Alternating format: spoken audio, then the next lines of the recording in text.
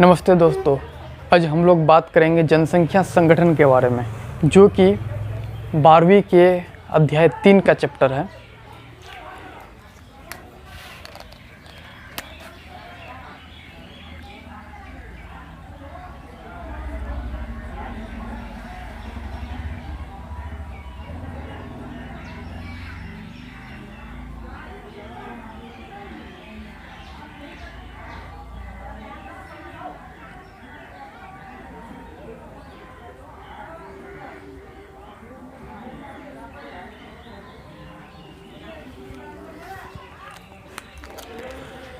हम लोग समझेंगे जनसंख्या संगठन। आखिर जनसंख्या संगठन है क्या?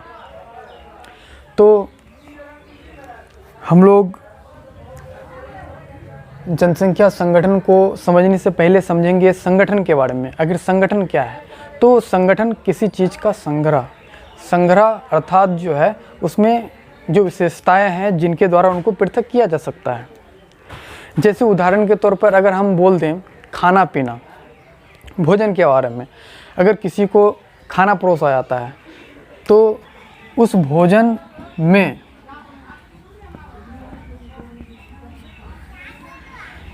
बहुत सारी खाद्य सामग्री उपस्थित होती है। जैसे हो गया दाल, चावल, सब्जी, खीर इत्यादि। भोजन खाने से मतलब है उनमें उपस्थित खाद्य सामग्रियों की। उसी तरह अगर हम जनसंख्या संगठन की बात करें तो जनसंख्या संगठन भी एक विशेषताओं से जुड़ा हुआ है जिनको उनके द्वारा पृथक किया जा सकता है। जैसे अगर एक भीड़ को अलग करने की बात किया जाए तो आप एक भीड़ को कैसे अलग करेंगे? एक भीड़ को अलग करने के लिए आप या तो उसे लिंग के आधार पे अलग करेंगे, स्त्री पुरुष के आधार पे, या फिर आप उसको अलग कर सकते हैं साक्षरता के आधार पे। कौन अनपढ़ है, कौन पढ़े लिखे हैं, आप उनको भीड़ के हिसाब से उसको सेपरेट कर सकते हैं, अलग कर सकते हैं। लंबे चौड़े या फिर नाटा, इस साइज के आधार पे आप उनको अलग कर सकते हैं। नगरीय और क्षेत्र के हिसाब से अलग कर सकते हैं। तो विभिन्न तरह के विशेषताएं हैं जिनके द्वारा आप उनको अलग कर सकते हैं। तो ये उनकी विशेषताओं का जो अध्ययन है वही आपका कहलाएगा जनसंख्या संगठन। तो जनसंख्या संगठन में अगर जनसंख्या संगठन की बात की जाए तो इसमें जिन विशेषताओं का अध्ययन किया जाता है उनमें से है पहला लिंग अनुपात। क्या है? लिंग अनुपात।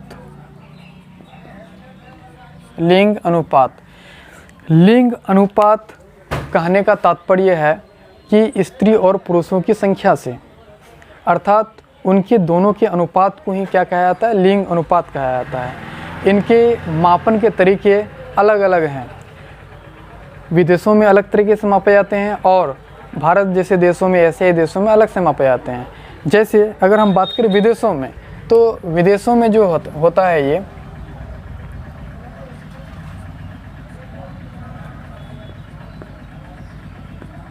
विदेशों की बात करें तो विदेशों में ये क्या होता है? प्रति 1000 पुरुषों पर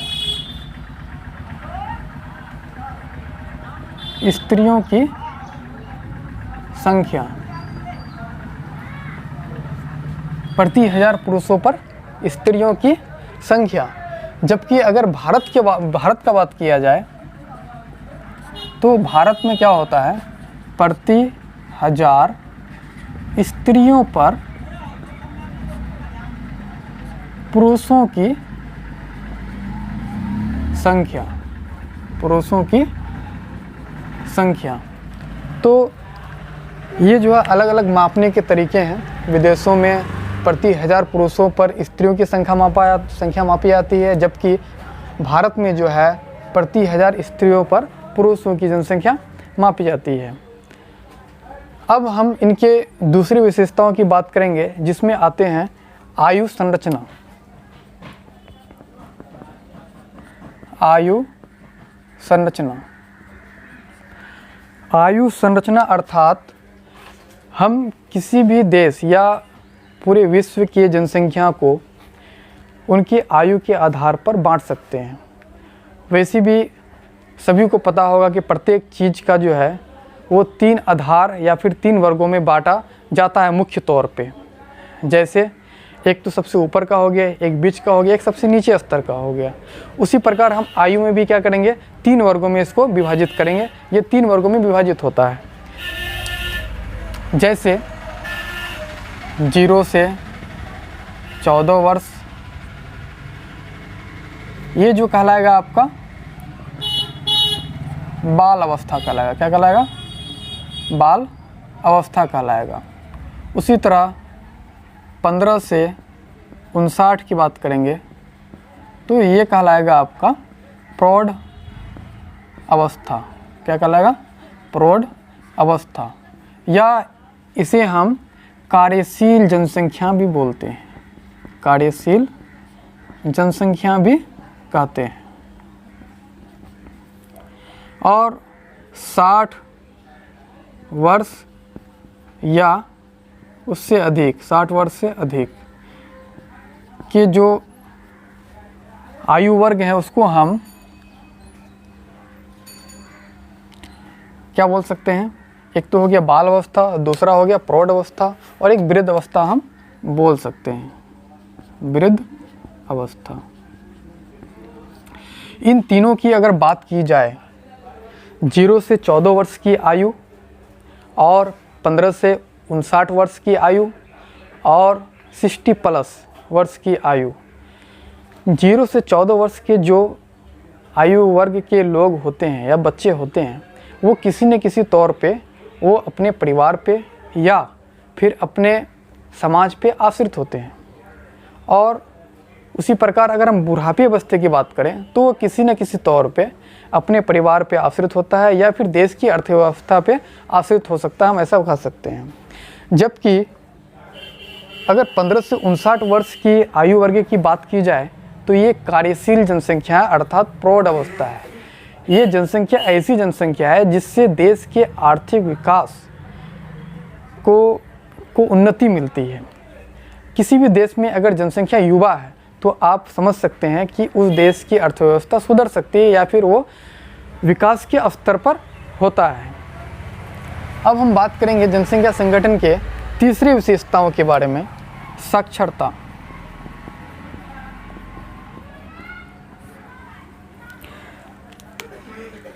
हम सभी को पता है कि हमारे जीवन में शिक्षा के स्तर का क्या महत्व है। चाहे वो कोई सा भी देश हो जहाँ शिक्षा का स्तर नीचे है, जाहिर सी बात है कि वहाँ जो है प्रत्येक तरह के उत्पीड़ित या फिर वहाँ की दशाएं निम्न होती है प्रत्येक तरह से। जैसे हम बात करेंगे भारत के बारे में, भारत में अभी तो फिलहाल साक्षरता दर धीरे धीरे इसका उच्च होता जा रहा है, लेकिन अभी भी उतना अच्छा नहीं है। कुछ राज्यों की बात की जाए तो यहाँ पर आपको लिंग अनुपात में काफ़ी डिफरेंस देखने को मिलेंगे, क्योंकि यहाँ के शिक्षा का जो स्तर है वो काफ़ी निम्न है। और निम्न होने की वजह से यहाँ की लिंग अनुपात में कमी देखने को मिलता है।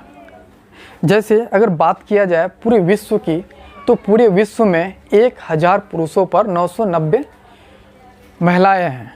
पूरे विश्व की अगर बात की जाए, नोट किया जाए एक चीज़ कि पूरे विश्व की अगर बात की जाए तो विश्व में जो है प्रति 1000 पुरुषों पर 990 महिलाएं हैं, 990 महिलाएं हैं। और अगर हम किसी खास देश की बात करें तो लैटविया नाम का एक देश है,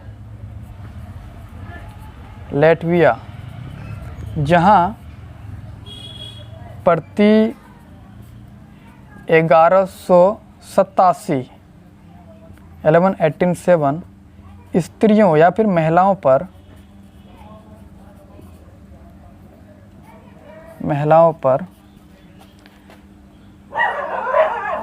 1000 पुरुष हैं। अर्थात यहाँ की दशा जो है लिंग अनुपात की काफ़ी अच्छी है, उत्तम है। और उसी प्रकार अगर हम संयुक्त अरब अमीरात की बात करें तो यहाँ जो है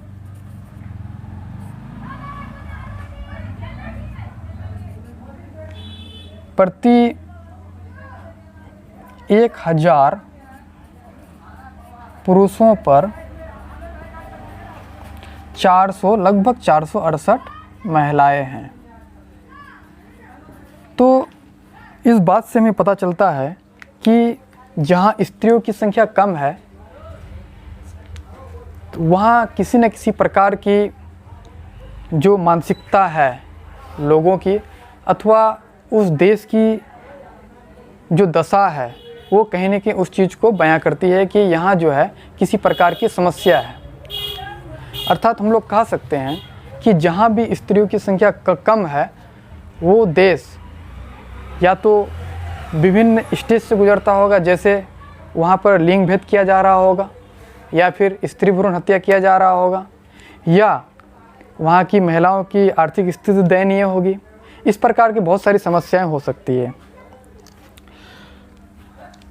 अब हम जनसंख्या संगठन के और एक विशेषता की बात करेंगे, नगरीय और ग्रामीण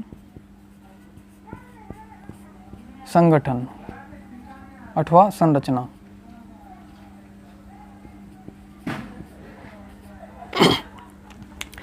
अक्सर ऐसा देखा गया है कि नगरों में जो संख्या होती है स्त्रियों की, महिलाओं की, वो कहीं ना कहीं ज़्यादा होती है पुरुषों की अपेक्षा या उनके बराबर होती है, हम ये कह सकते हैं। जबकि ग्रामीण क्षेत्रों में आप ये स्पष्ट तौर पे कह सकते हैं कि वहाँ महिलाओं की संख्या कम होती है पुरुषों की अपेक्षा।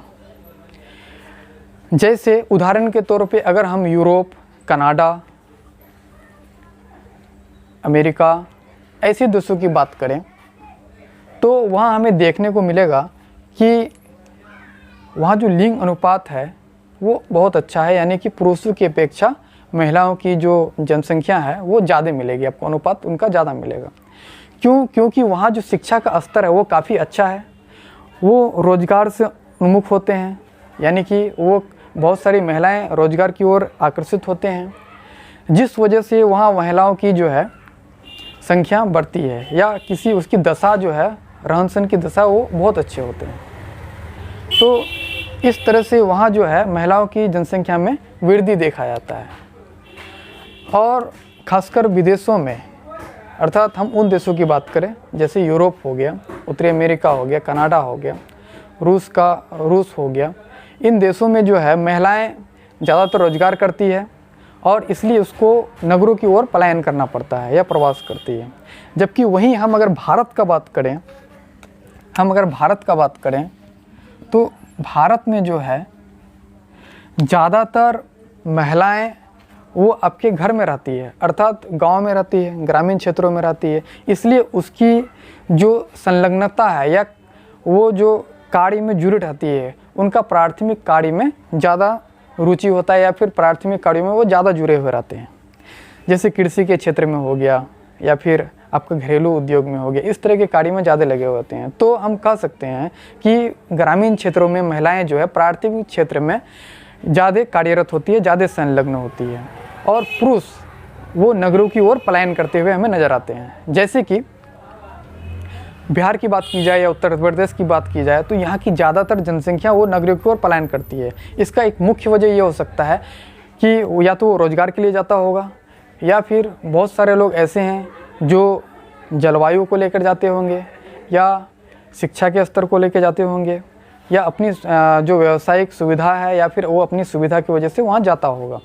तो हमें जो है दो चीज़ देखने को मिलता है कि नगरों में स्त्रियों की संख्या ज़्यादा इसलिए है क्योंकि वो रोजगार या फिर उनकी सुविधा के हिसाब से वहाँ ज़्यादा पलायन करती है विदेशों में। जबकि अब भारत का बात किया जाए तो यहाँ महिलाओं की जो ज़्यादा स्वाभाविकता है वो प्राथमिक क्रियाओं में है, जबकि पुरुष जो है वो पलायन करते हुए नज़र आते हैं नगरों की ओर।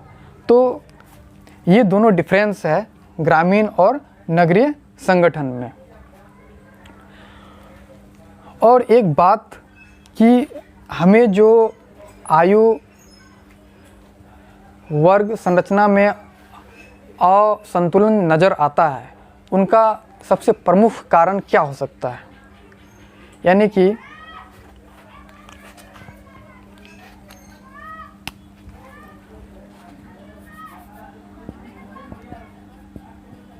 आयु वर्ग असंतुलन के कारक क्या क्या हो सकते हैं? आयु वर्ग असंतुलन के कारक क्या क्या हो सकते हैं? तो हम ये कह सकते हैं कि आयु वर्ग असंतुलन के आयु वर्ग संतुलन के जो कारक हैं उनका सबसे मुख्य वजह क्या हो सकता है? स्त्री और पुरुष में लिंग भेद की वजह से, या फिर वहाँ जहाँ घरेलू हिंसा है वहाँ आपको पुरुषों की अपेक्षा जो है स्त्री कम मिलेंगे, जबकि जहाँ जैसे हमारे बिहार या उत्तर प्रदेश का बात किया जाए, कुछ ऐसे अन्य क्षेत्रों का बात जैसे कि पूर्वी एशिया देशों की बात की जाए, तो यहाँ जो है स्त्री और पुरुष के बीच काफ़ी भेदभाव किया जाता है। इसलिए यहाँ पर जो है स्त्री और पुरुष की जनसंख्या में काफ़ी अंतर देखने को मिलता है।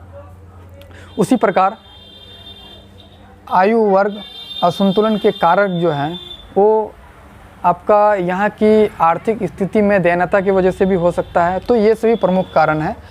हम जो है जनसंख्या संगठन के सब्जेक्टिव्स के बारे में बात कर रहे हैं। इसके बाद हम बात करेंगे जनसंख्या संगठन के ऑब्जेक्टिव्स के बारे में।